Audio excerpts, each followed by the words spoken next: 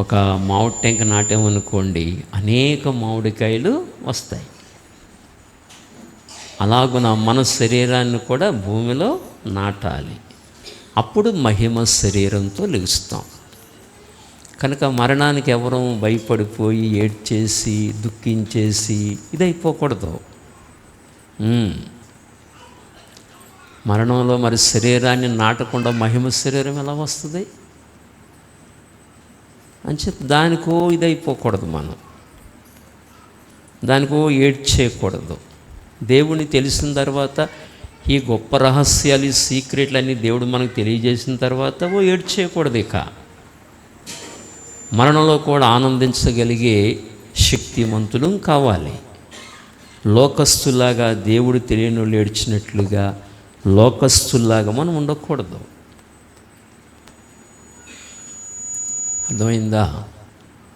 లోకస్తులకు తెలియని విషయాలు, దేవుని తెలియని వారికి తెలియని విషయాలు, వాళ్ళకి తెలియదు. పాపం దేవుడు నిన్ను నన్ను పిలిచి, ఇదిగో నీ పాపముల కొరకు సిలువలో బలియాగమవుతున్నాను, నా రక్తంతో కడుక్కో, శుద్ధుడి కమ్ము, ఇదిగో నీ మరణం నా మీద వేసుకున్నాను, నాకు మరణం లేదు, మరణిస్తున్నాను, నాకైతే మరణం లేదు, నీ మరణమే నేను అనుభవిస్తున్నాను, ఇదిగో మరణిస్తున్నాను, నీ మరణాన్ని కొట్టివేస్తున్నాను, ఇక నీకు చావు లేదు, ఇదిగో తిరిగి లేచుతున్నాను. ఇవాళ లేచిపోయాడు, ఇక మనకు చావు లేదు. అంచేత మరణానికి మనము దిగులు పడిపోయి, ఏదో చచ్చిపోతున్నాం దిగులు పడిపోయి అంత అవసరం లేదు. మరణ భయం తీసేయటానికి వచ్చానన్నాడు. ప్రతి వాడికి ఇది గ్యారంటీ. ఏది? అవును, ప్రతి వాడికి ఇది గ్యారంటీ. మనం అందరం ఆ ద్వారం గుండా వెళ్ళవలసిందే, వెనకో ముందో అందరం వెళ్ళాలి. దానికి భయపడకూడదు. మరి ఆ అనుభవాన్ని ఎవరైనా ఎదుర్కోవాలి, దానికి భయపడిపోతే ఎలాగనా?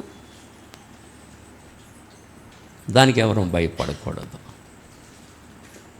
ప్రభువుని నమ్ముకున్నాం, మన మరణాన్ని తీసివేశాడు ఆయన, దానికి మనం భయపడకూడదు.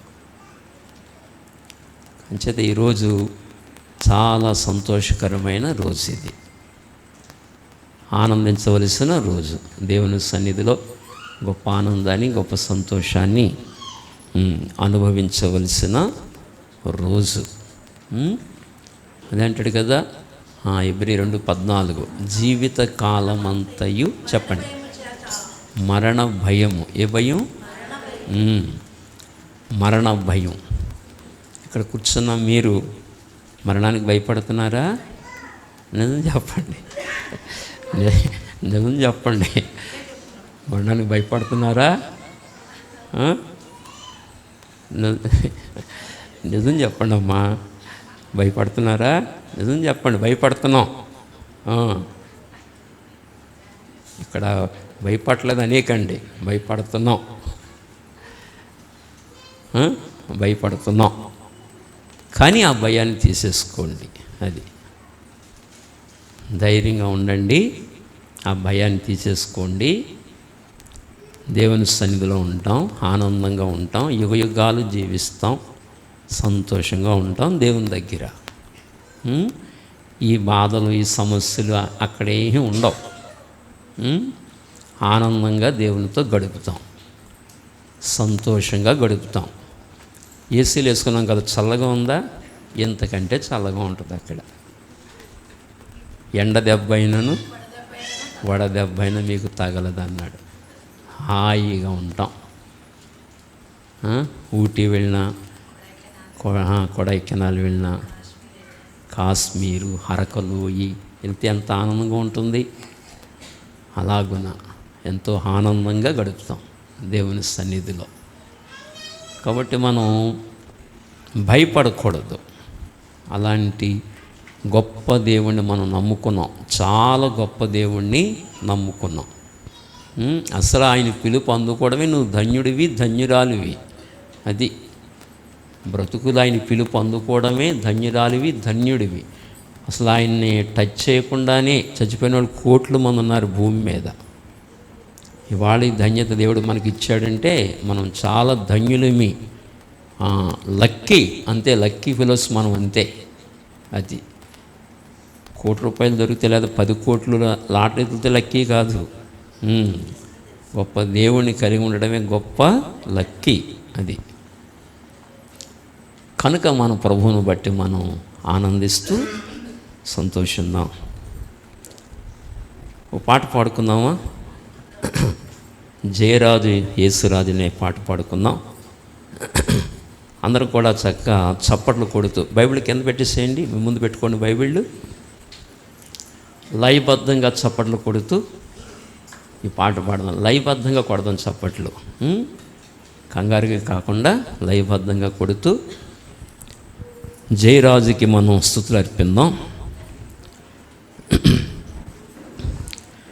జయరాజు యేసు జెండ క్రింద సేవకు వస్తిమి. జయరాజు యేసు జెండ క్రింద సేవకు వస్తిమి. భయం లేక పరమా బలముంది మనము పనిని చేయుధము. భయం లేక పరమా బలముంది మనము పనిని చేయుధము. జయ గీతం పాడి యుద్ధము చేసి జయము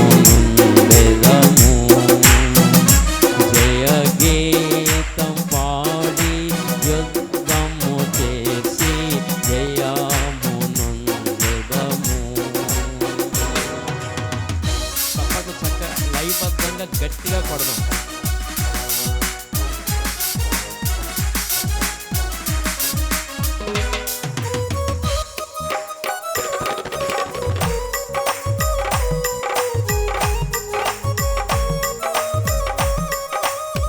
మన మరణాన్ని తీసేసిన రాజుని స్తుతిద్దాం. మరణాన్ని జయించిన గొప్ప దేవుణ్ణి మనస్ఫూర్తిగా ఆరాధిద్దాం. నా మరణాన్ని కొట్టివేసావు తండ్రి, కనపరుచుకున్నాం. సేనానాయకుడు నడిపించును మమ్మును దివ్య జ్ఞానముతో.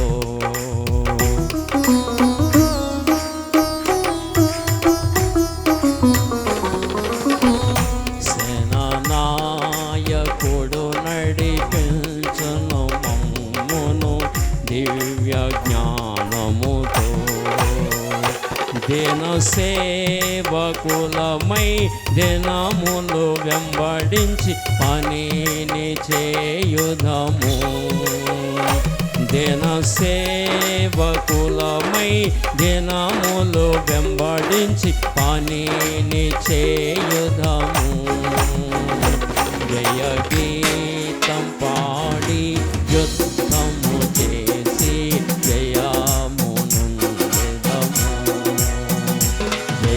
గీతం పాడి యుద్ధము చేసి జయమును నిదము.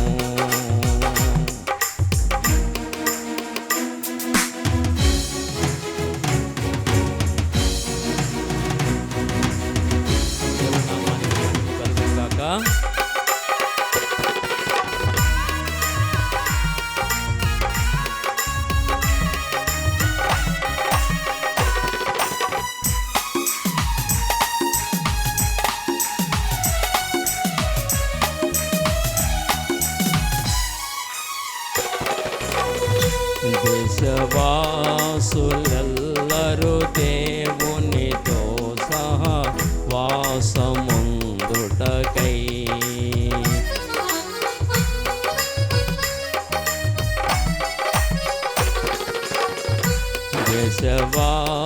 దేశవాసులెల్లరూ దేవునితో సహా వాసముందుటకై. వంచించు సైతాన్ వల నుండి వారిని విడిపించుట మా పని. వంచించు సైతాన్ వల నుండి వారిని విడిపించుట మా పని. జయ గీతం పాడి యుద్ధము చేసి జయము పొందెదము. జయ గీతం పాడి యుద్ధము చేసి జయము నొందెదము. పాడండి, అందరూ కూడా నోరు విప్పి పాడండి.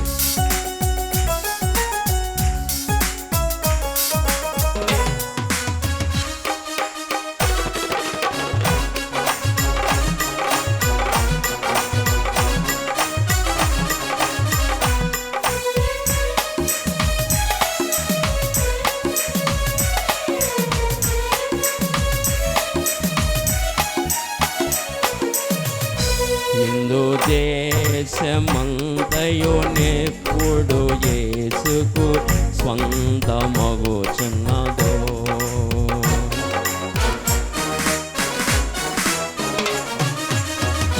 హిందూ దేశమంతయు నెప్పుడు యేసుకు స్వంతమగుచున్నదో.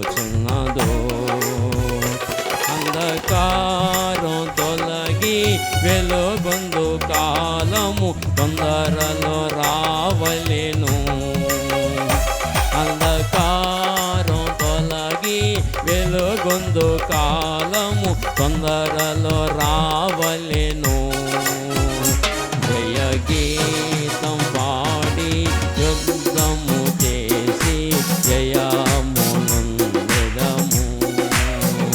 జయ గీతం పాడి యుద్ధము చేసి జయము నొందెదము. జయ రాజు యేసు జెండ క్రింద సేవకు వస్తిమి. జయ రాజు యేసు జెండ క్రింద సేవకు వస్తిమి.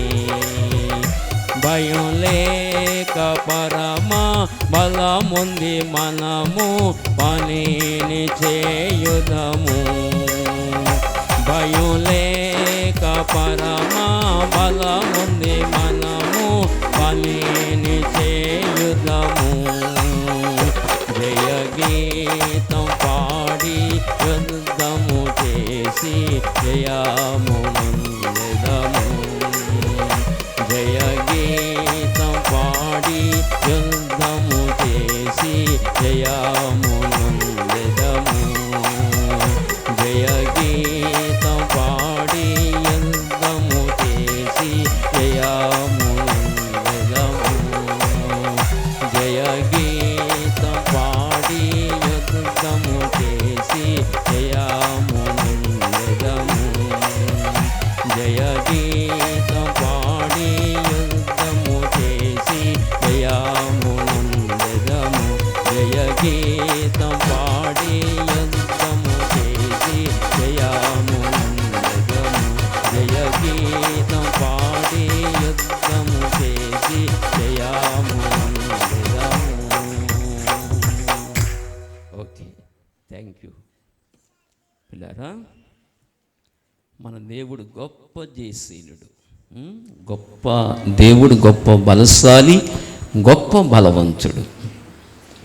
మానవులందరి మీద ఏలుబడి చేస్తున్న మరణాన్ని,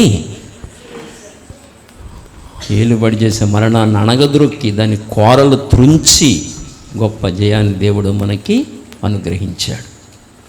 అంత గొప్ప దేవుడు మనం సంతోషంగా అనుదినము సేవించాలి, అనుదినమైన గణపరచాలి. మూలవాక్యాన్ని చదువుకుని చిన్న ప్రార్థన చేసుకుని దేవుని వాక్యాన్ని ధ్యానించుకుందాం. యోహాను సువార్త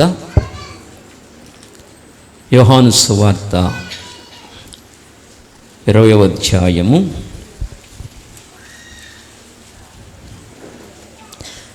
1వ వచనం చదువుకున్నాం. ఆదివారమున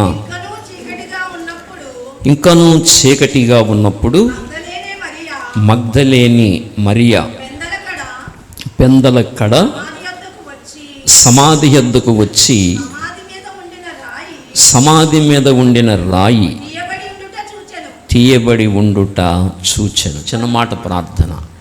పరిశుద్ధుడైన తండ్రి, చదవబడిన లేఖన భాగములలో నుండి మా అందరితో మాట్లాడండి. గొప్ప ఆనందాన్ని, గొప్ప సంతోషాన్ని మీరు మాకు అనుగ్రహించినందుకు, శాశ్వత ఆనందం, శాశ్వత సంతోషాన్ని మాకిచ్చినందుకు వందనాలు చెల్లించుకుంటూ, మా మీద ఉన్న మరణ శాసనాన్ని రద్దు చేసినందుకు, మరణాన్ని జయించిన జయశీలుడివిగా నిన్ను ఆరాధించడానికి, నీ పాదములు ముద్దాడడానికి మాకు ఇచ్చిన మంచి సమయాన్ని బట్టి మీకు వందనాలు చెల్లించుకుంటూ, కూడి వచ్చిన మా ప్రియులందరినీ నీ హస్తాలకు అప్పగించుకుంటున్నాం. దూర దేశాల్లో ఉండి, దూర ప్రాంతాల్లో ఉండి ఈ వర్తమానం వింటున్న వారిని కూడా దీవించండి, మమ్మల్ని అందరినీ ఆశీర్వదించండి. మీ దాసుని సిలువ చాటున మరుగు చేసి మా అందరితో మాట్లాడమని కోరుకుంటూ యేసు నామములో అడిగి వేడుకొనుచున్నాము తండ్రి, ఆమేన్. మరోసారి మీ అందరికీ ఈస్టర్ శుభాకాంక్షలు తెలియజేస్తున్నాను. ఈస్టర్ శుభాలు మీ అందరికీ సమృద్ధిగా కలుగునుగాక. మంచిది. ఆదివారమున ఇంకా చీకటిగా ఉన్నప్పుడు మగ్దలేనే మరియా పెందలకడనే లేచి సమాధి యొద్దకు వచ్చాను. ఏమండి, ఇంకా ఆదివారం ఇంకా చీకటి ఉండగానే మగ్దలేని మరియా పెందలకడే లేచి ఎక్కడికి వచ్చింది? సమాధి దగ్గరికి వచ్చింది. ఎప్పుడు లేచింది ఆమె? పెందలకడే. పెందలకడే లేచి ఎవరైతే ఆయన వెతుకుతారో దేవుడు వాళ్ళకి ప్రత్యక్షమవుతాడు. అది అందుకని మగ్దలేని మరియకు మొట్టమొదట మృతులలో నుంచి పునరుద్ధానుడైన తర్వాత మొట్టమొదట ఆమెకే కనిపించాడు ఆయన. ఈ అధ్యాయములో మీరు గమనిస్తే 18వ వచనము, మగ్దలేనే మరియ వచ్చి నేను ప్రభువుని చూచి తిని. ఎంత అద్భుతం మాట! నేను ప్రభువుని చూచి తిని. అది అంటే ఆ హృదయ వాంఛన బట్టి పెందలకడే లేచి నా ప్రభువు దగ్గరికి వెళ్ళిపోవాలి. ఆయన శుక్రవారం చనిపోయారు, సాయంకాలం సమాధి చేశారు, శనివారం విశ్రాంతి దినం, అక్కడికి వెళ్ళకూడదు. ఇక ఆ బలవంతంగా ఉంది ఇంటికాడ. ఆ రోజు సుగంధ ద్రవ్యాలన్నీ కూడా రెడీ చేసుకుని, ఇక శనివారం విశ్రాంతి దినం కనుక తీరికగా ఇంటికాడే ఉండి విశ్రాంతి దినాన్ని పాటించాలి కనుక, శనివారం పాటించాలి కనుక తీరికగా ఆ రోజు ఉండి ఎప్పుడు వెళ్ళిపోదునా, ఎప్పుడు తెల్లారుతుందా అన్న వాంఛతో ఉండిపోయింది. ఆ కోరికతో ఉండిపోయింది అంతే. తెల్లారగానే అది సమాధులు దొడ్డే, అక్కడ దెయ్యాలు ఉంటాయి అని భయపడలా. తెల్లారి లేచి వెళ్ళిపోయింది అంతే. అంటే ఆమె హృదయ స్థితి, ప్రభుని పట్ల ఆమెకున్న ఆ హృదయ స్థితి మనకు అర్థమవుతుంది కదా. ఆ హృదయ స్థితి మనకు అర్థమవుతుంది. నేను నా ప్రభువును చూడాలి. దేవుడు నా పాపములు క్షమించాడు. ఆయన నా రక్షకుడు. ఆయన నాకెంతో గొప్ప శాంతినిచ్చిన దేవుడు, నా పాపములు పరిహరించిన దేవుడు ఆయన, నా బ్రతుక్కాలం నాకు నెమ్మదినిచ్చిన దేవుడు ఆయన. నేను ఆయన చూడాలి. ఆ కాంక్ష, ఆ తీవ్రమైన కాంక్ష ఆమెలో భయాన్ని పోగొట్టింది. నేను వెళ్ళేది ఊళ్ళోకి కాదు, నేను వెళ్ళేది ఊరు బయట ఉన్న సమాధుల దొడ్డుకి వెడుతున్నాను, కానీ భయపడాలి. భయం పోగొట్టింది. తెల్లారికట్ల లేచింది, పరుగున వెళ్ళిపోయింది. ఇవాళ నీ హృదయ వాంఛ ఏమిటి అసలు? ఎప్పుడు లెగుస్తున్నావు? ఎప్పుడు వెతుకుతున్నావు ప్రభువుని? ప్రభు పట్ల నీకున్న ఆ గురేమిటి అసలు? ప్రభుని చూడగలుగుతున్నావా? ఇలాంటి ఆశ నీలో ఉందా అసలు?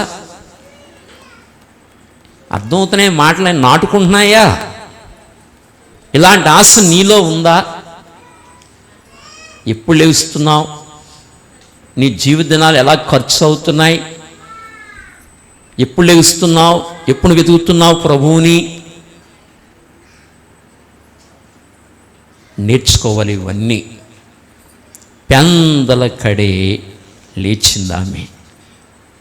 నీ కూడా నీ జీవితంలో పెందల కడే లేవడం నేర్చుకోవాలి. లేచి ప్రభువుని వెతికే వ్యక్తిగా మన జీవితాలు ఉండాలి. అందుకుని మొట్టమొదట పునరుద్ధానుడైన తర్వాత శిష్యులకు కూడా కనబరుచుకోలేదు. తనకిష్టమైన శిష్యుడు యోహానుకు కూడా కనబరుచుకోలేదు. ఈ గొప్ప దర్శనము ఆమెకే ఇచ్చాడు. నీ జీవితంలో ఇలాంటి కోరిక, ఆశను కలిగి ఉండాలి. ఇలాంటి ఆసక్తి నువ్వు కలిగి ఉండాలని ఈస్టర్ శుభ సందేశం ద్వారా నువ్వు నేర్చుకోవాలి. పెందల కడే లేచి ప్రభు సమాధి దగ్గరికి వెళ్ళింది. రాయి తీయబడి చూసిందామె. 2వ వచనము, కనుక ఆమె పరిగెత్తుకుని సీమోను పేతురు నొద్దకును యేసు ప్రేమించిన ఆ మరి యొక్క శిష్యుని యొద్దకును వచ్చి ప్రభువును సమాధిలో నుండి ఎత్తుకుని పోయిరి. ఆయన ఎక్కడ ఉంచిరో ఎరుగమని చెప్పాను. వీళ్ళకి ఇంటికాడే ఉన్నారు వీళ్ళు. ఎవరు? శిష్యులు. ఈమె సమాధుల దొడ్డికి వెళ్ళిపోవడం, ఆ రాయి దొర్లించబడడం చూసింది. సమాధిలో ప్రభువు లేరు. అంతే. మళ్ళీ పరిగెత్తుకుని శిష్యుల దగ్గరికి వచ్చేసింది. మళ్ళీ శిష్యుల దగ్గరికి పరిగెత్తుకుని వచ్చి ప్రభువుని ఎవరో ఎత్తుకుని వెళ్ళిపోయారు. రాయి దొర్లించబడింది. నేను చూసాను, ఖాళీ సమాధి కనబడుతుంది. ప్రభువు లేరు అని చెప్పింది. మళ్ళీ అప్పుడు వీళ్ళు ఆ రాయి దొర్లించబడడం అది విని వీళ్ళ పరిగెత్తుకుని వెళ్ళారు. ఇద్దరు కూడి పరిగెడుతున్నారు అన్నమాట. ఎవరు? పేతురు, యోహాను. ఇద్దరు కూడా కూడి పరిగెడుతున్నారు. ఎక్కడికి? సమాధుల తోటకి, ఆ దొడ్డికి ఇద్దరు కూడి పరిగెడుతున్నారు. ఇద్దరు కూడి పరిగెడుతూ ఉండగా చూడండి, దయవుంచి 3వ వచనము, కాబట్టి పేతురును ఆ శిష్యుడును బయలుదేరి సమాధి యొద్దకు వచ్చిరి. వారిద్దరును కూడి పరిగెత్తుచుండగా, వీళ్ళిద్దరు కూడి పరిగెడుతున్నారండి. పేతురు, యోహాను ఇద్దరు కూడి పరిగెడుతున్నారు. ఇద్దరు కూడి పరిగెడుతూ ఉండగా చదవండి. ఆ శిష్యుడు అంటే యోహాను, ఆ శిష్యుడు ఇద్దరు కూడి పరిగెడుతున్నారా? ఇద్దరు కూడి పరిగెడుతున్నారు కదా. ఇద్దరు కూడి పరిగెడుతూ ఉండగా, సమాధి సమీపిస్తూ ఉండగా కొంచెం వేగం పెంచాడు. ఎవరు? పేతురు కంటే ముందు వెళ్ళాలని.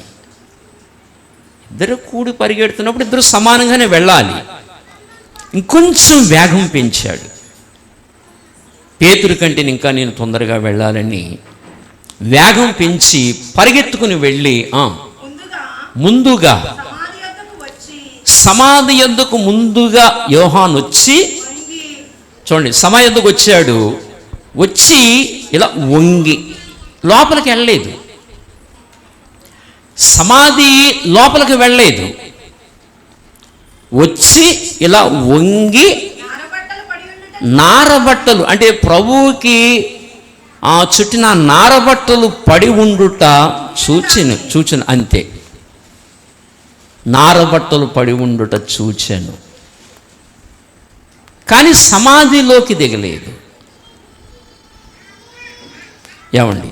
తర్వాత వెనువెంటనే పేతురు వచ్చి, మీరు చూడండి, యోహాను వచ్చి సమాధిలోకి వెళ్లకుండా పైనే ఉండి వంగి చూశాడు.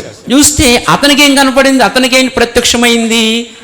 ఓన్లీ నారబట్టలు పడి ఉండుట చూశాడంతే. అతను నారబట్టలు పడి ఉండటం చూశాడంతే. ఇప్పుడు పేతురు వచ్చి సమాధిలోకి దిగి, అంటే సమాధిలో ప్రవేశించి ఇంకొక అడుగు ముందుకేసాడు అనమాట అండి. సమాధిలోకి వెళ్ళి సమాధిలో ప్రవేశించి చూడగానే అతనికి ఏం కనబడిందంటే నారబట్టలు పడి ఉండుటయు, ఆయన తల రుమాలు నారబట్టల యొద్ద ఉండక వేరుగా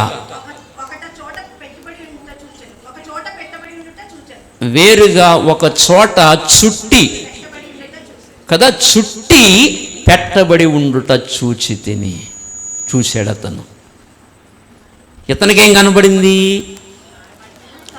నారబట్టలు కనబడ్డాయి. తర్వాత ఒక తువాలు చక్కగా చుట్టి ఒక చోట పెట్టబడి ఉండుట. అంటే మరి మామూలుగా పడిపోతే తుండు అలా ఉండదు. దాన్ని ఏం చేశాడంటే ప్రభు చక్కగా చుట్టి అక్కడ పెట్టి వెళ్ళిపోయారు ఆయన. మామూలుగా పడిపోతే మామూలుగా పడి ఉంటుంది, కానీ ప్రభు చుట్టి అక్కడ పెట్టి వెళ్ళిపోయారు ఆయన. అంటే యోహాను పరిగెత్తాడు కానీ ఇంకొంచెం ఆ సమాధిలోకి ప్రవేశించే అనుభవం ఉంటే బాగుండేది. ఆ మరణానుభవంలోకి వెళితే బాగుండేది. అక్కడికి వచ్చేసరికి కొంచెం వీక్ అయ్యాడు. అంతగా ప్రేమించిన శిష్యుడు అక్కడికి వచ్చేసరికి ఆయన మరణాన్ని బట్టి ఇంకా ఆయన లేకపోవడంతో కొంత బలహీనపడి కొంచెం లోపలికి వెళ్లకుండా పైనే వంగి చూసి ఓన్లీ నారబట్టలు పడి ఉండడం ఆ ప్రత్యక్షతనే చూశాడు అతను. అంతవరకే కనబడింది అతనికి. ఇక పేతురైతే సమాధిలో ప్రవేశించి, పైనుంచి కాదు చూస్తా, సమాధిలో ప్రవేశించి ఏం చూశాడంటే నారబట్టలు పడి ఉండడం చూశాడు. తల రుమాలు చక్కగా చుట్టి అక్కడ పెట్టబడి ఉండటం యోహాను. కొంచెం ప్రత్యక్షతలోకి పేతురు వెళ్ళాడు. కొంచెం లోతుల్లోకి పేతురు వెళ్ళినట్లుగా మనం దేవుని వాక్యములో మనం గమనిస్తున్నాం. ఫిలిప్పీలకు రాసిన పత్రికలో మనం గమనిస్తే, ఫిలిప్పీలకు రాసిన పత్రిక 3వ అధ్యాయము 10-11 వచనాలు చదువుతారా? ఏ విధము చేతనైనను మృతులలో నుండి నాకు పునరుద్ధానము కలగవలనని ఆయన మరణ విషయములో సమాన అనుభవము గలవాడు. మరణ విషయములో సమాన అనుభవము కలిగిన వాడునై. సమాన అనుభవం ఏ విషయములో?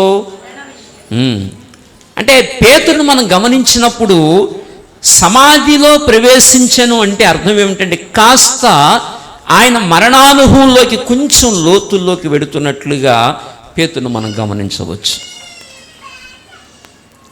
కొంచెం సమాధిలోకి వెళ్ళాడు. కొంచెం ఆ అనుభవంలోకి కొంచెం లోతుల్లోకి వెళ్ళినట్లుగా మనం పేతురును గమనించవచ్చు. కానీ యోహాను పైనుండే చూసి అలా వెళ్ళిపోయాడు. కనుక కొంచెం లోతుల్లోకి వెళ్ళాడు, కనుక సమాధిలో ప్రవేశించాడు, కనుక కొంచెం లోతైన అనుభవంలోకి వెళ్ళాడు, కనుక 2 విషయాలు చూడగలిగాడు. ఒకటి నారబట్టలు పడి ఉండటం చూడగలిగాడు. 2 తల రుమాలు చుట్టి అక్కడ పెట్టబట్టి ఉండటం కూడా చూశాడు. అంటే అందరి ప్రత్యక్షత ఒకటి కాదు. హృదయ స్థితిని బట్టి ప్రత్యక్షత ఉంటుంది, ప్రాయమును బట్టి ప్రత్యక్షత ఉంటుంది, హృదయ స్థితిని బట్టి ఉంటుంది, దేవునిలో ఆ ఎదిగే అనుభవాన్ని బట్టి ప్రత్యక్షత అనేది ఉంటుంది. ఇప్పుడు ఈ నారబట్టలు ఉన్నాయి కదా, ఈ నారబట్టలు యోహాను సువార్త 19వ అధ్యాయము ఈ మాట చూద్దాం. 19:40 అంతటా వారు యేసు దేహమును ఎత్తుకొని వచ్చి యూదులు పాతిపెట్టు మర్యాద చొప్పున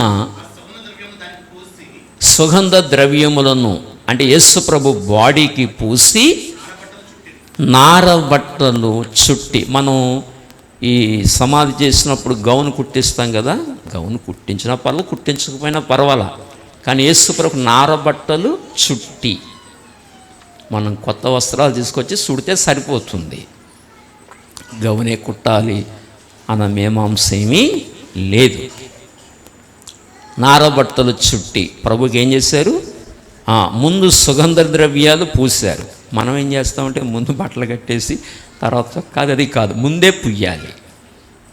సుగంధ ద్రవ్యాలు బాడీకి ముందే పుయ్యాలి. సెంటు మనం ఏం కొంటాం అవి చక్కగా ముందు కొంచెం స్మెల్ రాకుండా ముందే వేయాలి. అవి తర్వాత బట్టల మీద కాకుండా ముందే వేయాలి. ముందు సుగంధ ద్రవ్యాలు పూసి ఆ తర్వాత నారబట్టలు చుట్టారు. అది నారబట్టలు చుట్టారు. మన దేహం ద్వారా కూడా దేవుడికి మహిమ కలగాలి. అంచేత సమాధి కార్యక్రమం ఇలా జరగాలని అందరికి ఆకాంక్ష కలిగి ఉండాలి, వాంఛ కలిగి ఉండాలి. ఒకవేళ జరగకపోతే వేరే సంగతి, అది వేరే. మ్యాక్సిమం మన దేహం ద్వారా కూడా దేవుడికి మహిమ వచ్చే విధంగా మన ఆలోచన విధానం ఉండాలి. నారబట్టలు చుట్టి, దేనికి చుట్టారు? నారబట్టలు దేహానికి చుట్టారు. నారబట్టలు, ఈ నారబట్టలు దేనికి సూచనంటే ప్రకటన 19:8. ప్రకటన 19:8 అందరూ తీసుకోండి. ప్రకటన 19:8. మరియు ఆమె ధరించుకొనుటకు ప్రకాశములను నిర్మలములోనైనా సన్నపు నారబట్టలు ఆమెకి ఇయ్యబడింది. అంటే యేసు ప్రభు బాడీకి నారబట్టలు చుట్టారంటే యేసు ప్రభు బాడీ సంఘానికి సూచన. బాడీ దేనికి సూచన? సంఘానికి సూచన. సంఘము బాడీ కనుక ఈ బాడీకి ఏమి ఇవ్వబడ్డాయంటే నారబట్టలు, అనగా పరిశుద్ధుల నీతి క్రియలు మనకి ఇవ్వబడ్డాయి. సంఘానికి నీతి క్రియలు ఇవ్వబడ్డాయి. నీకు నాకు నీతి క్రియలు ఇవ్వబడ్డాయి. ఇప్పుడు యేసు ప్రభు వారు రుమాలు చుట్టి అక్కడ పెట్టారంటే దాని అర్థం ఏమిటంటే ఆయన పరిచర్య సంపూర్ణంగా జరిగించాడని అర్థము. యోహాను సువార్త 19:4. యోహాను సువార్త 19:4. 17:4. చేయుటకు నీవు నాకు ఇచ్చిన పని నేను సంపూర్ణముగా నెరవేర్చి అదిగో భూమి మీద నిన్ను మహిమపరచి తిని. పని సంపూర్ణంగా నెరవేర్చాడు. నారబట్టలు దేనికి సూచన? నీతి క్రియలకు, పరిశుద్ధుల నీతి క్రియలకు. కనుక ఆయన తలకు చుట్టిన రుమాలు.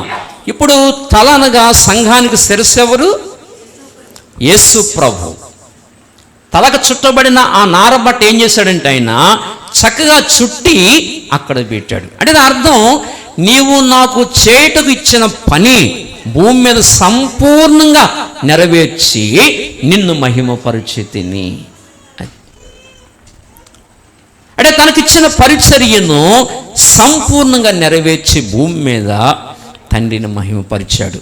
అంచేత నారబట్టలు పడి ఉండకుండా, ఆ తల రుమాలు పడి ఉండకుండా చక్కగా చుట్టి పక్కన పెట్టి వెళ్ళాడు ఆయన. కానీ బాడీకి చుట్టిన బట్టలు మాత్రం పడి ఉన్నాయి. బాడీ అనగా సంఘం. అంటే ఆ నీతి క్రియలు మనకి ఇవ్వబడ్డాయి. కనుక దేవుడు నీకిచ్చిన పనిని భూమి మీద ఎలా నెరవేర్చాలి? సంపూర్ణంగా నెరవేర్చి భూమి మీద దేవుణ్ణి మహిమపరిచి దేవుని దగ్గరకు మనం వెళ్ళాలి. దేవుణ్ణి మహిమపరచాలి భూమి మీద. ఆయన ఇచ్చిన పని నెరవేర్చాలి. అది ఎలా నెరవేర్చాలంటే సంపూర్ణంగా నెరవేర్చి దేవుని దగ్గరకు మనం వెళ్ళాలి. బాడీకి చుట్టిన నార వస్త్రాలు, బాడీ అనగా క్రీస్తు యొక్క సంఘము. అంటే మనకేమిచ్చాడంటే నీతి క్రియలు ఇచ్చాడు. దేవుని పని మనం చెయ్యాలి. తీతుకు రాసిన పత్రిక 2వ అధ్యాయము, అందరూ వాక్యం చూడాలి. అందరూ ఈస్టర్ సందేశాన్ని దేవుడిస్తున్నాడు, చూడాలి. దయవుంచి తీతుకు రాసిన పత్రిక 2వ అధ్యాయము 14వ వచనము. సమస్తమైన దుర్నీతి నుండి మనలను విమోచించి, ఎక్కడి నుంచి విమోచించాడు మనల్ని? సమస్తమైన దుర్నీతి నుండి మనల్ని విమోచించి సత్క్రియలందు ఆసక్తి గల ప్రజలను. ఏ క్రియలు? సత్క్రియలు. ఇవే నీతి క్రియలు. సత్క్రియలందు ఆసక్తి గల ప్రజలను. మనకేముండాలి? ఈ సత్క్రియలందు మనకేముండాలంటే ఆసక్తి ఉండాలి. ఆసక్తి. దేవుని పని నేను చెయ్యాలి, ఇతరులకు సువార్త ప్రకటించాలి, నా సాక్ష్యం చెప్పాలి, అనేకులు నేను ప్రభువు దగ్గరికి నడిపించాలి, మందిర పరిచర్య చెయ్యాలి. ఇలాంటి ఆసక్తి మనకు ఉండాలి. సత్క్రియలందు ఆసక్తి కలిగిన ప్రజలను అదిగో తన కోసం పవిత్రపరచుకున్నాడు. ఎందుకంటే నువ్వు సత్క్రియలు ఆసక్తిగా చేస్తావని నిన్ను రక్షించుకున్నాడు ఆయన. అది అర్థమవుతుందా? సత్క్రియలు ఆసక్తిగా చేస్తావని నేను ఎందుకు రక్షించుకున్నాడు ఆయన? నరకం నుండి తప్పించడానికే కాదు, సత్క్రియలు యందు ఆసక్తి కలిగిన ప్రజలను. నువ్వు దేవుని కార్యముల యందు నీకు ఆసక్తి ఉండాలి. రక్షణ పొందడమే ఒక సత్క్రియ. ఆ తర్వాత రక్షణ పొందిన తర్వాత ఆయన క్రియలు నువ్వు చెయ్యాలి, సత్క్రియలు చెయ్యాలి. దేవుని మహిమ కొరకు, దేవుని రాజ్యవ్యాప్తి కొరకు, దేవుని రాజ్యము కట్టుట కొరకు నీ జీవితంలో సత్క్రియలు ఆసక్తిగా చెయ్యాలి. నీలో ఆసక్తి చచ్చిపోకూడదు. దేవుని మహిమ కొరకు నువ్వు బ్రతకాలి భూమి మీద. సత్క్రియలు నువ్వు ఆసక్తిగా చెయ్యాలి. అలా సత్క్రియలు నువ్వు ఆసక్తిగా చేస్తావని తన కోసము నేను నిర్ణయించుకుని రక్షించుకున్నాడు. నిన్ను సమస్త దుర్నీతిని నిన్ను విడిపించి ఆయన క్రియలు ఆసక్తిగా చేస్తావని, నువ్వు చనిపోయేంత వరకు దేవుని కార్యముల పట్ల ఆసక్తి కలిగి ఉంటావని దేవుని రక్షించుకున్నాడు. అది అలా నువ్వు చేసి గొప్ప బహుమానం పొందుకుంటామని బైబిల్ ఏం చెప్పింది? ఇదిగో నేను త్వరగా వచ్చుచున్నాను, వాని వాని క్రియ చప్పున ప్రతి వానికిచ్చుటకు నేను సిద్ధపరిచిన జీతము నా యొద్ద ఉన్నదన్నాడు. ప్రతి వానికిచ్చుటకు, వాని వాని క్రియ చప్పున ప్రతి వానికిచ్చుటకు జీతము నా యొద్ద ఉన్నదంటున్నాడు. ఇంతవరకు దేవుని కొరకు ఏం కష్టపడ్డావో ఆలోచించుకో. నీకు ఇచ్చిన ఆరోగ్యం, నీకు ఇచ్చిన ఆయుష్, నీకు ఇచ్చిన ధనం దేవుని కొరకు ఎంతవరకు ఉపయోగపడుతున్నాయో ఆలోచించుకో. ఎంతవరకు ఉపయోగపడుతున్నాయో ఆలోచించుకో.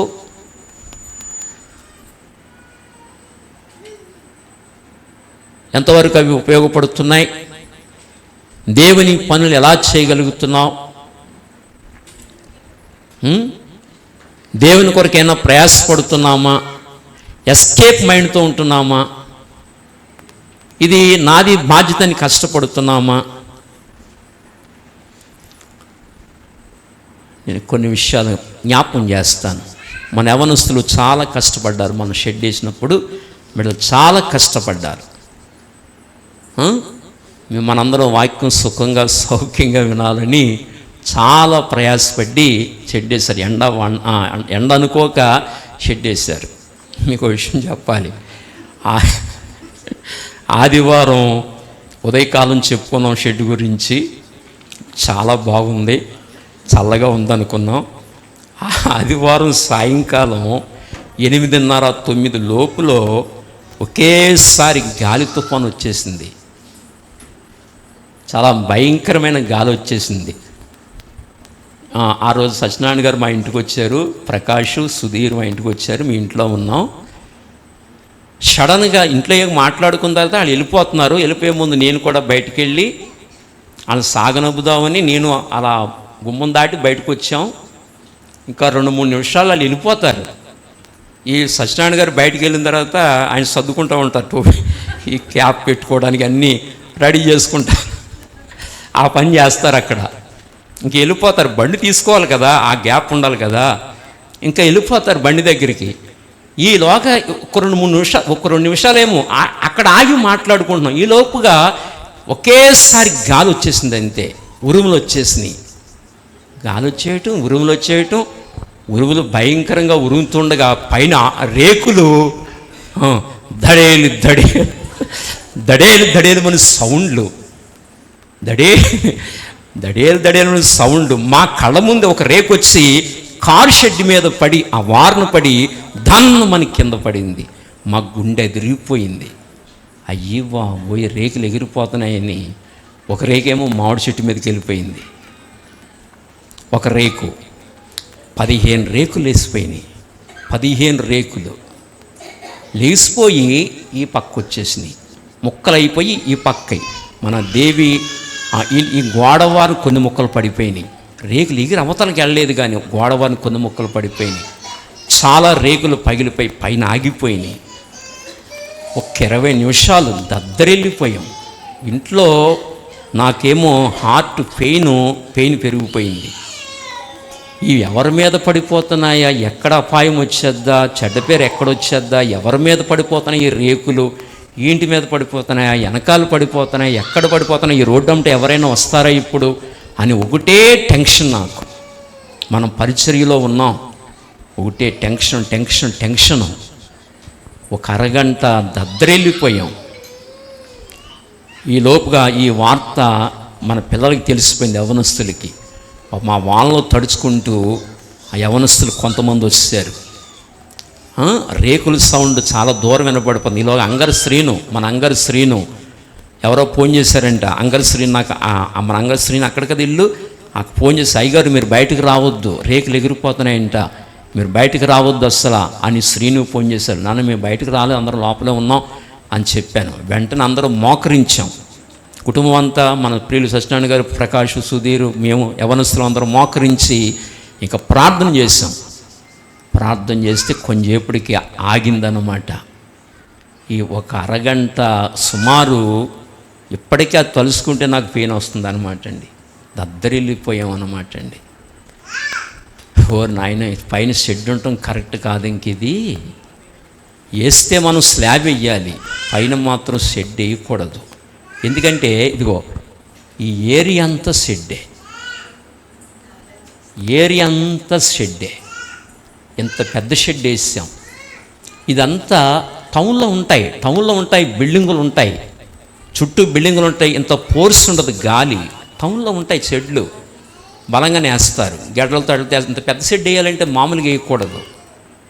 టౌన్లో ఉంటాయి, కానీ ఎంత ఫోర్స్గా గాలి తగలదు. మనకి ఇక్కడ ఓపెన్ ప్లేస్, ఇది ఓపెన్ ప్లేస్, ఏ బిల్డింగులు లేవు, చాలా పెద్ద షెడ్. మొత్తం గాలికి దొరికేసింది, షెడ్ మొత్తం గాలికి షెడ్ దొరికేసింది. ఇంకా నాకు అనిపించింది, చుట్టూ కూడా గాలి రాకుండా రేకులు మూసినా, కొంతవరకు రేకులు మూసినా గాలి వచ్చి ఇంకా బలం ఏర్పడుద్ది, వచ్చి లోపల స్టోర్ అవుద్ది. చుట్టూ ఎప్పుడైతే మోస్తామో వచ్చి ఇంకా లోపల స్టోర్ అవుద్ది, ఇంకా లేపుకెళ్తుంది. రేకులు కరెక్ట్ కాదు. వేస్తే గోడ కట్టాలి, గోడ కింద నుంచి కట్టుకెళ్ళిపోవాలి గోడ. గాలికి లోపలికి ఏమాత్రం అవకాశం ఇవ్వకూడదు. ఇంత షెడ్ వేస్తే కొంచెం కూడా చోటు ఇవ్వకూడదు దానికి. మొత్తం గోడ కట్టేస్తే గోడకి తగిలి బయట నుంచి వెళ్ళిపోవాలి గాలి, లోపలికి గాలి రాకూడదు. కొంతవరకు మనం రేకు మూసినా, కింద నుంచి వచ్చినా మళ్ళీ ఫ్రీగా వెళ్ళటానికి ఉండదు, మళ్ళీ బలం పెరుగుద్ది. ఇంకా ఇది కరెక్ట్ కాదు. ఇది రేక్ షెడ్ అయితే పైన కరెక్ట్ కాదు. రేక్ షెడ్ వేసామా ఖచ్చితంగా గోడ కట్టవలసిందే. ఇది కరెక్ట్ కాదు ఇది అని నాకు ఆలోచన వచ్చి, ఒకవేళ ఇప్పుడు కాకపోయినా భవిష్యత్తులోనైనా ఎండకిండి వానకి తడిసి రేకులు ముగ్గితే, ఎప్పుడైనా పోర్సుగాలు తగిలితే ఒక్క రేకులు వేసిందనుకోండి, ఇక మనం ఆఫ్ చేయలేం. ఇంత పెద్ద షెడ్ని ఆఫ్ చేయలేం. ఏదో ఒక గది పెట్టి ఒక వంట గది, ఒక వసారా, అలాంటి షెడ్లు పర్వాలా. ఇంత పెద్ద షెడ్ మనం ఆఫ్ చేయలేం. ఇది కరెక్ట్ కాదు, ఇది మన ఆలోచన తప్పు.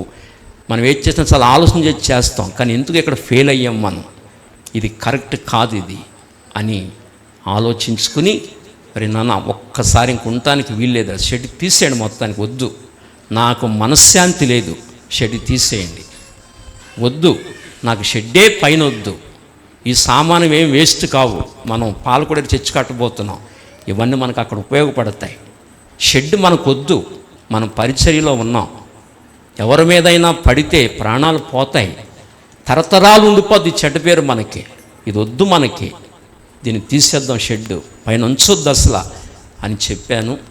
మన పిల్లలు 2వ రోజునే మళ్ళీ షెడ్డు రేకులన్నీ తీసి ఆ బిల్డింగ్లన్నీ అవన్నీ కట్ చేసి రేకులు దింపేసామండి. ఇది షెడ్ చరిత్ర. అయితే ఒకటి, షెడ్ గిన పైన ఉంటే నా లైఫ్ లాంగ్ నాకు మనశ్శాంతి ఉండదు. అది కొంచెం గాలేసి వర్షాకాలం వస్తే నా మనశ్శాంతి ఉండదు, నిద్ర కూడా పట్టదు నాకు.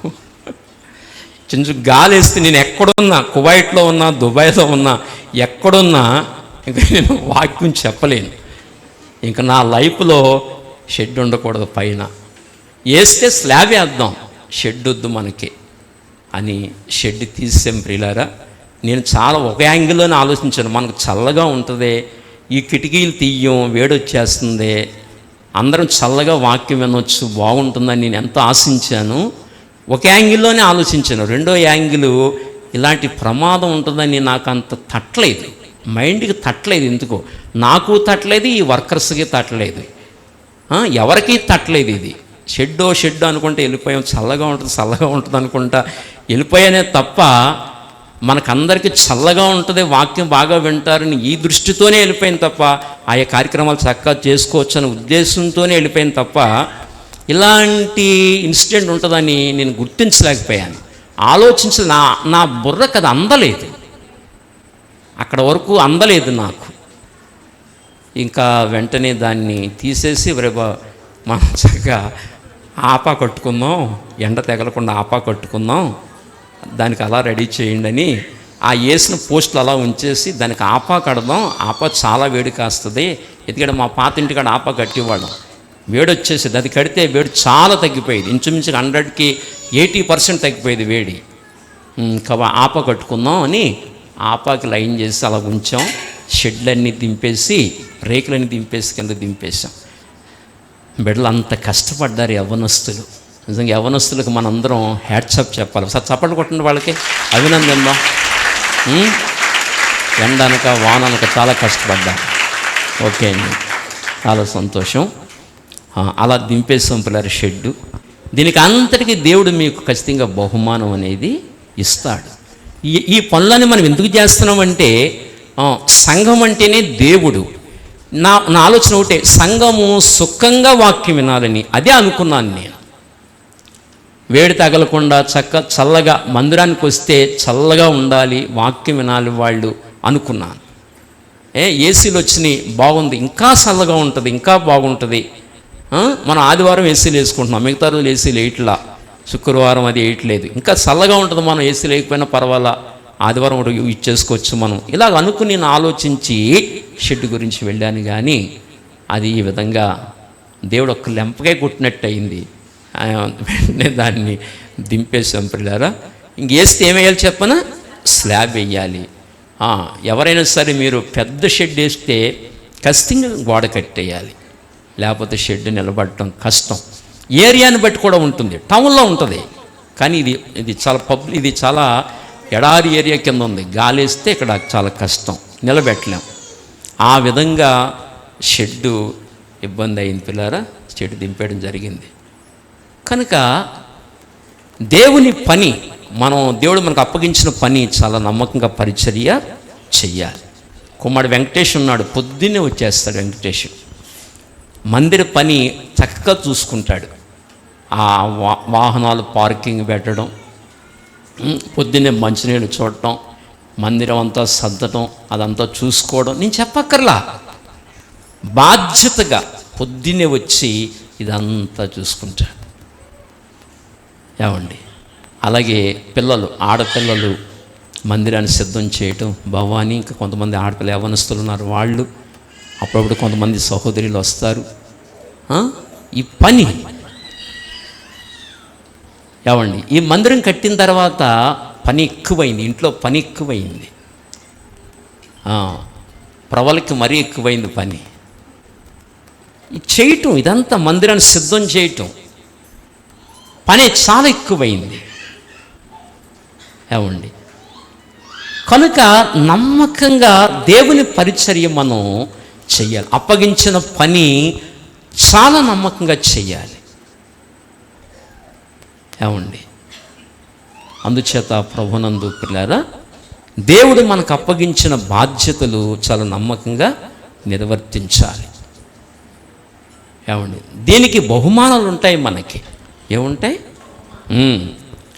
ఎవరైతే దేవుని పని నమ్మకంగా చేస్తారో వాళ్ళకి బాధ్యత. ఇది దేవుని పని, నా ఇంట్లో పెళ్ళి కాదు, ఇది నా ఇంట్లో పెళ్ళి కాదు, పూనుకుని చెయ్యాలి, నమ్మకంగా చెయ్యాలి. పని నాది, నా తండ్రి పని అని చెయ్యాలి. డ్రైవర్లు ఉన్నారు, నన్ను తీసుకెళ్తారు. మొన్న జ్ఞాపకార్థ గుడికి తీసుకెళ్ళాడు రమేష్. అక్కడ తీసుకెళ్ళి అక్కడ నుంచోబెట్టాడు. చక్కటి వాక్యం మెసేజ్ ఇచ్చాను, అద్భుతమైన మెసేజ్ వచ్చింది. మళ్ళీ నైట్ తీసుకొచ్చాడు. దానికి ఏముంటుంది చెప్పండి? బహుమానం. అవునండి, డ్రైవర్లు రమేష్, ఇంకా ఎవరున్నారు మన శివ, సురేష్, మన వీర్రాజు, ఇలాగున పరిచర్య. ఇప్పుడు నా ఒక్కడ వల్ల అవుతాయి అన్నీ, నా ఒక్కడ వల్ల అవుతాయా? నేను చాలా కాలం డ్రైవ్ చేశాను, నాకు నేనే డ్రైవ్ చేసుకున్నాను. బ్యాక్ పెయిన్ వచ్చిన తర్వాత డ్రైవింగ్ చేయటం మానేశాను. సరే, దేవుడు నాకు అద్భుతంగా పిల్లల్ని ఇచ్చాడు డ్రైవింగ్కి, వాళ్ళు ఉపయోగపడుతున్నారు, వాళ్ళకు కూడా బహుమానాలు వస్తాయి, ఇలాగ. కనుక బాధ్యత, పరిచర్య అనేది బాధ్యత. ఇప్పుడు మీరు అందరూ వచ్చారు, దేవుడు మీకు ఆహారం పెడుతున్నాడు, చక్కగా తింటున్నారా లేదు? ఇప్పుడు తింటున్నారా? తినేసి మళ్ళీ వెళ్ళిపోవడం కాదు, తినేసిన తర్వాత ఏం చేయాలి? దేవుని కొరకు కష్టపడాలి. ఆహారం పెడుతున్నాడు మీకు, శుక్రవారం ఆహారం పెడుతున్నాడు, ఆదివారం ఆహారం పెడుతున్నాడు. తిన్న తర్వాత ఏం చేయాలి? ఏం చేయాలి? పని చేయాలి కదా. తినేసి వెళ్ళిపోవడమేనా? మీ ఆలోచన న్యాయంగా ఉండాలి. మీరు చాలా సంవత్సరాల నుంచి తినేసి వెళ్ళిపోతున్నారు. ఏమండి, దేవుని కొరకు కష్టపడాలి. దేవుని ఇంట్లో ఏం పని ఉంది? చెయ్యాలి, ప్రయాసపడాలి. కొన్ని ఆత్మల కొరకు మనం ప్రయాసపడాలి, సంఘ విస్తరణ కొరకు మనం ప్రయాసపడాలి. ఇది మన సంఘం. ఏ సంఘం? ఇది నా సంఘము, నా ఇల్లు అన్న దృక్పథం మీకు ఉండాలి. కొన్ని దొంగ కోళ్ళు ఉంటాయి, దొంగ కోళ్ళు. మేత ఏమో ఇక్కడ తింటాయి, గుడ్డి ఎక్కడ పెడద్ది? ఇంకో ఇంటికాడ గుడ్డి పెడద్ది. ఏ కోళ్ళు అంటారు ఇట్లని? దొంగ కోళ్ళు. ఇలాంటి దొంగ కోళ్ళు ఉండకూడదు. మేత ఎక్కడ తిన్నాయి? మేత ఎక్కడ తిన్నాయి అక్కడే గుడ్డి పెట్టాలి. అప్పుడు ఆ యజమానికి ఉపయోగం. అవునా కదా? ఆ యజమానికి ఉపయోగం. మేతని ఇక్కడ తిని ఇంకోసారి గుడ్డు పెట్టడం ఏంటి? ఏ కోళ్ళు అనాలి వీటిని? మళ్ళీ మేతకి ఎక్కడికి వస్తాయి, గుడ్డు ఇంకో చోట పెడతాయి. దొంగ కోళ్ళు కింద ఉండకూడదు. అర్థమైందా? సంఘము కొరకు ప్రయాసపడాలి. ఇది నా ఇల్లు, నా తండ్రి, నా ఆత్మీయ తండ్రి, నా ఆత్మీయ తల్లి, ఇది నా ఇల్లు. ఆ దృక్పథం ఉండాలి, ఆ భావన మీకు ఉండాలి. ఈ సంఘ విస్తరణ కొరకు మీరు పాటుపడాలి. ఈ సంఘ విస్తరణ కొరకు మీరు కష్టపడాలి. అలా ఏ ఇల్లుకి ఆ ఇల్లు. ఇప్పుడు ఇల్లు ఉంది, ఆ ఇంట్లో 4 కొడుకులు ఉంటారు. ఆ 4 కొడుకులు ఎవరి కొరకు కష్టపడాలి? ఆ ఇంటి కొరకు కష్టపడాలి. ఆ ఇంటి కొరకు, ఆ తల్లిదండ్రుల కొరకు వాళ్ళు కష్టపడాలి. కష్టపడి ఆ కుటుంబ అభివృద్ధి కొరకు వాళ్ళు ప్రయాసపడాలి. ఆ కుటుంబ అభివృద్ధి కొరకు ప్రయాసపడాలి. అలా భూమి మీద ఏ కుటుంబానికి ఆ కుటుంబం అలా అది స్వార్థం కాదు, అది బాధ్యత. నువ్వు అందరినీ పోషించలేవు కదా, నువ్వు లోపల అందరినీ పోషించలేవు కదా. ఇప్పుడు నువ్వు కష్టపడ్డావు, నీ సంపాదన అందరికీ పెట్టే. నీ పిల్లలకి ఎందుకు దాయాలి? అందరికీ పెట్టగలవా? పెట్టలేవు. ఎంతవరకు చేయగలవు? నీ కుటుంబం కొరకు చేయగలవు. అందరికీ పెట్టేవు కదా. అలాగే సంఘం కూడా అంతే. సంఘం నువ్వు అందరికీ కష్టపడిపోలేవు కదా. న్యాయంగా నడుచుకోవాలి. ఇది నా ఇల్లు, నా సంఘం, ఇది ఆ భావన తప్పు కాదు. అది అలా ఉండి పని చేయాలి. సంఘ విస్తరణ కొరకు ప్రయాసపడాలి, పాటుపడాలి. అలాగున అప్పగించిన పని నమ్మకంగా చెయ్యాలి. పని నమ్మకంగా చేయాలి. దాని కొరకు మనం పాటుపడాలి, ప్రయాసపడాలని వాక్యం చెప్తుంది. కనుక ఆ విధంగా పరిచర్య మనం చేస్తూ రావాలి.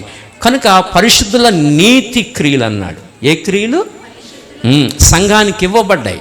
ప్రకటన 19:8 అదే కదా. ప్రకటన 19:8 చదవండి ఒకసారి. ప్రకాశములను నిర్మలములోనైనా సన్నపు నారబట్టలు ఆమెకి ఇయ్యబడెను.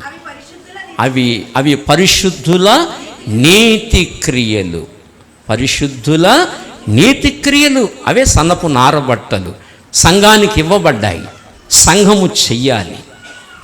ఆ పరిశుద్ధమైన నీతి క్రియలు సంఘంలో చేస్తూ రావాలి. అందుకనే రూతు ఏమందుకుంది? గొప్ప బహుమానం అందుకుంది. ఎందుకు అందుకుంది రూతు? అత్తగారిని అత్తుకుంది. అత్తగారంటే ఎవరు? సంఘం. అది సంఘాన్ని అత్తుకోవాలి, సంఘాన్ని అత్తుకొని జీవించాలి. రూతు అత్తగారిని అత్తుకుంది కనుకనే బహుమానం ఇచ్చాడు. అది మీకు అత్తగారిని అత్తుకుంది కదా. అప్పుడు అత్తగారిని అత్తుకుంది కనుక రూతు ఏమైంది? కోడలు. ఈ కోడల భర్త ఎవరు? బోయజ్. బోయజ్ తల్లి నయోమి. అంతే కదా. బోయజు. సరే చెప్పండి. రూతు ఉంది కదా. రూతు భర్త ఎవరు? బోయాజ్. అవునా? రూతు వచ్చి బోయాజ్ని పెళ్లి చేసుకుంది. కనుక రూతు అత్తగారిని చక్కగా హత్తుకుంది. అత్తగారు అనగా సంఘానికి సాదృశ్యమని, యేసునాథుడు సంఘానికి భర్త అని ఇలా మనం గమనించాలి. అత్తగారిని హత్తుకున్నట్లుగా మనం కూడా సంఘాన్ని మనం హత్తుకోవాలి. అప్పుడే మంచి బహుమానం రూతు పొందుకున్నట్లుగా మనం చూస్తాం. అలాగున మనం సంఘాన్ని హత్తుకుని జీవించాలి. తీతుకు రాసిన పత్రిక దయవించండి 3:8 చదవండి ఒకసారి. 3:8 తీతుకు 3:8. ఈ మాట నమ్మదగినది కనుక అదిగో దేవుని యందు విశ్వాసం ఉంచిన వారు సత్క్రియలు శ్రద్ధగా చేయుట యందు మనసుంచున్నట్లు. అమ్మా, మీరు ఈ సంగతులను గూర్చి దృఢముగా చెప్పుచుండవలని కోరుచున్నాను.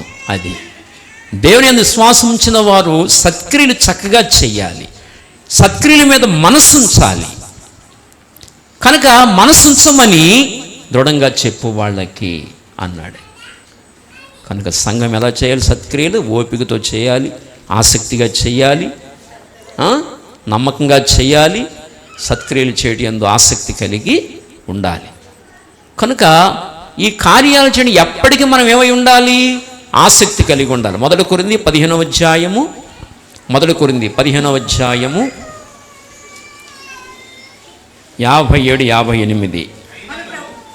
అయినను మన ప్రభువైన యేసుక్రీస్తు మూలముగా మనకి జయం అనుగ్రహించుచున్న దేవునికి స్తోత్రము కలుగును గాక. చూసారా, మనకు జయం అనుగ్రహించిన దేవునికి ఏం కలుగును గాక? ఏంటి జయం అంటే? మనకి మరణం మీద జయం ఇచ్చాడు దేవుడు. ఎవరి ద్వారా అంటే యేసుక్రీస్తు మూలముగా. ఆ ముందు మాట్లాడు చెప్పనా? ఓ మరణమా నీకు విజయం ఎక్కడా? ఓ మరణమా నీ ముళ్ళు ఎక్కడా? మరణపు ముళ్ళు పాపము. అదిగో పాపమునుకున్న బలము ధర్మశాస్త్రమే అయినను. పాపం అనుకున్న బలం ఏది? ధర్మశాస్త్రము. ధర్మశాస్త్రం వచ్చిన తర్వాత పాపానికి బలం వచ్చింది.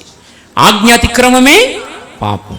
ధర్మశాస్త్రం మనం ఎవరం కూడా నెరవేర్చలేకపోతున్నాం, మన వల్ల అవ్వట్లేదు. అప్పుడు ఆ ధర్మశాస్త్రాన్ని ఎవరు నెరవేర్చారంటే యేసు ప్రభు నెరవేర్చాడు. ధర్మశాస్త్రాన్ని ప్రభు నెరవేర్చి శిలువ యజ్ఞానికి వెళ్ళాడు. పాపరహితుడిగా శిలువ యజ్ఞానికి వెళ్ళాడు. వెళ్ళి గొప్ప విజయాన్ని తీసుకొచ్చాడు మనకి. మరణాన్ని జయించి తిరిగి లేచాడు. కనుక యేసు ప్రభు ద్వారా మనకి జయము కలిగింది. దేని మీదంటే మరణం మీద జయము కలిగింది. మన మరణ శాసనాన్ని రద్దు చేశాడు. అది ఓ మరణమా నీకు విజయం ఎక్కడా అన్నాడు. అంటే అంతవరకు మరణము విజయాన్ని సాధించింది. మానవుడి మీద ఏలుబడి చేస్తూ వచ్చింది.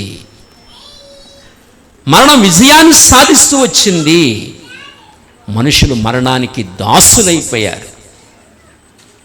సరిగ్గా యేసు ప్రభు దగ్గరికి వచ్చేసరికి అది ఓడిపోయింది. దాన్ని లొంగదీసేశారు ప్రభు. దాని కోరలు విరిచేశారంతే ప్రభు. కోరలు విరిచి ఓ మరణమా నీకు విజయం ఎక్కడా అని ప్రశ్నించాడు. అలాగున యేసుక్రీస్తు ద్వారా జయం అనుగ్రహించుచున్న దేవునికి ఏం కలుగునుగాక? స్తోత్రము కలుగునుగాక అని చెబుతూ ఇప్పుడు మనం తిరిగి లెగుస్తాం, బహుమానం పొందుకుంటాం. వారి క్రియలు వారి వెంట పోవునని ఆత్మ చెప్పుచున్నాడని బైబిల్ చెప్పింది. ఇప్పుడు తిరిగి లెగుస్తాం మనం. కనుక మనం చేసిన వాటికి బహుమానాలు ఉంటాయి. అర్థమైందా? అప్పుడు ఆ మాట చెప్పడం. కాగా నా ప్రియ సహోదరులారా, మీ ప్రయాసము ప్రభువునందు వ్యర్థము కాదని ఎరిగి. మనం ఏమెరగాలి? ప్రభువునందు ప్రయాస వ్యర్థము కాదని ఎరిగి. తిరిగి లెగుస్తాం, మనం బహుమానాలు పొందుకుంటాం. అంచేత ప్రభువునందు ప్రయాసము వ్యర్థము కాదని ఎరిగి స్థిరులను కదలని వారును. స్థిరులు కదలని వారును ప్రభు కార్యాభివృద్ధి యందు ఎప్పటికీ ఆసక్తులై ఉండుడి. అది ప్రభు కార్యాభివృద్ధి యందు ఎప్పటికీ ఆసక్తులై ఉండుడి. అంటే చనిపోయేంత వరకు ఏమై ఉండాలి?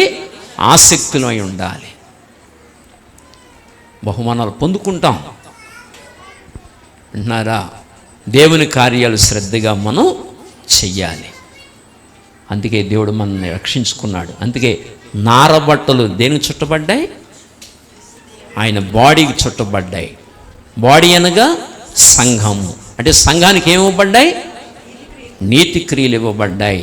ఆ నీతి క్రియలు ప్రతి ఒక్కళ్ళు నమ్మకంగా చేయాలి. అర్థమైందా? చాలా నమ్మకంగా చేయాలి. ప్రభు అయితే తనకిచ్చిన పని సంపూర్తి చేసి భూమి మీద దేవుని మహిమపరిచి, అందుకే తలరుమాలు చుట్టి అక్కడ పెట్టాడు ఆయన. కానీ నారబట్టలు పడున్నాయి సమాధిలో. కనుక దేహానికి చుట్టారు. కనుక దేహం అనగా బాడీ, కనుక బాడీ అనగా సంఘము. కనుక మనకి కూడా నారబట్టలు ఇవ్వబడ్డాయి. కనుక ఆ పని కూడా మనం జాగ్రత్తగా చేసి భూమి మీద దేవుని మహిమపరిచి మనం ఆయన దగ్గరికి వెళ్ళాలి.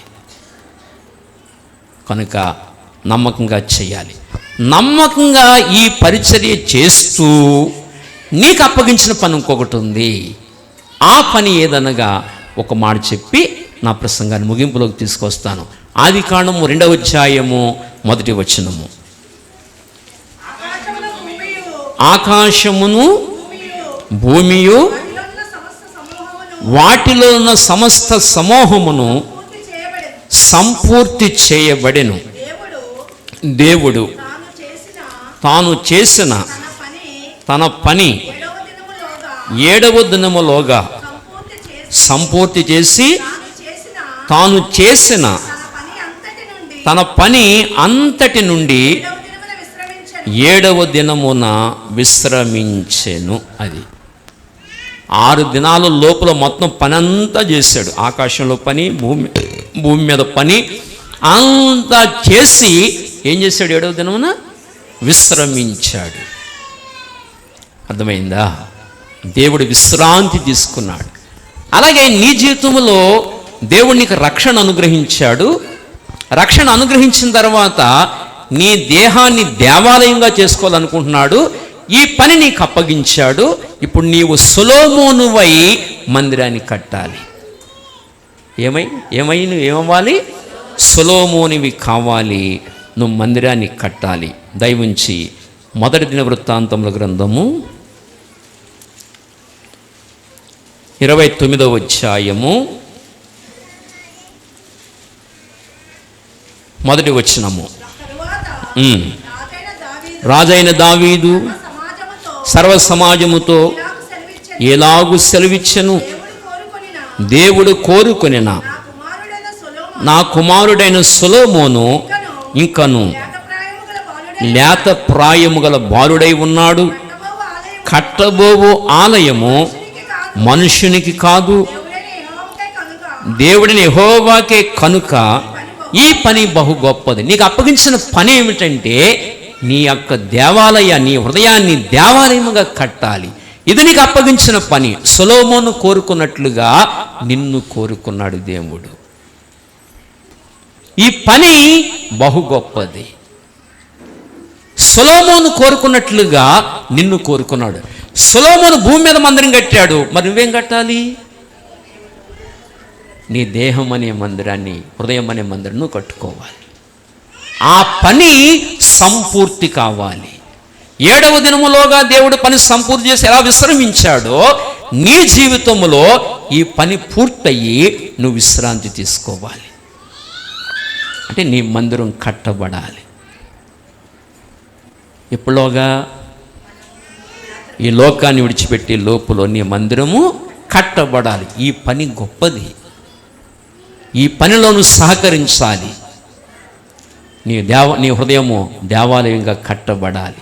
అలా నీకు అప్పగించిన పని నువ్వు సంపూర్తి చెయ్యాలి. అలా సంపూర్తి చేసి ఏం చేయాలి? దేవుణ్ణి మహిమపరచాలి. కనుక ఈ పని గొప్పది. దేవుడు నిన్ను కోరుకున్నాడు కనుక నువ్వు దేవాలయాన్ని కట్టాలి. అర్థమవుతుందా? ఈ పని జరిగించాలి. ఇంకొక మాట చదువుకుని బల్లోకి వెళదాం. దయవుంచి 28:10 1 దినవృత్తాంతములు 28:10 10 పరిశుద్ధ స్థలముగా ఉండుటకు ఒక మందిరమును కట్టించుటకై యెహోవా నిన్ను కోరుకున్న సంగతి మనస్సునకు తెచ్చుకొని ధైర్యము వహించి పని జరిగించుము. అది అందువల్ల నువ్వు మనసుకు తెచ్చుకొని ఏం చేయాలి? పని జరిగించాలి. యెహోవా నిన్ను కోరుకున్న సంగతి మనస్సునకు తెచ్చుకొని ధైర్యం వహించి పని జరిగించమన్నాడు సొలొమోనుని. ఆ మాట ఇప్పుడు నీతో చెప్తున్నాడు దేవుడు. అర్థమైందా? మనసుకు తెచ్చుకుని ధైర్యం వహించి ఈ పని సంపూర్తిగా చేయాలి భూమి మీద. ఇది నీకు అప్పగించబడిన బాధ్యత.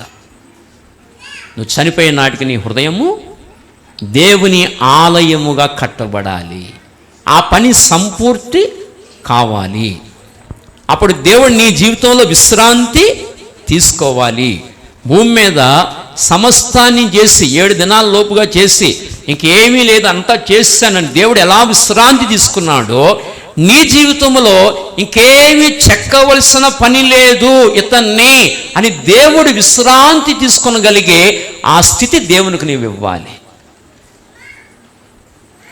ఆ స్థితి నీవు దేవునికి ఇవ్వాలి. నా మాట అర్థమైంది నీకు? ఏం చెప్పాను? ఇప్పుడు దేవుడు ఏం తీసుకున్నాడు?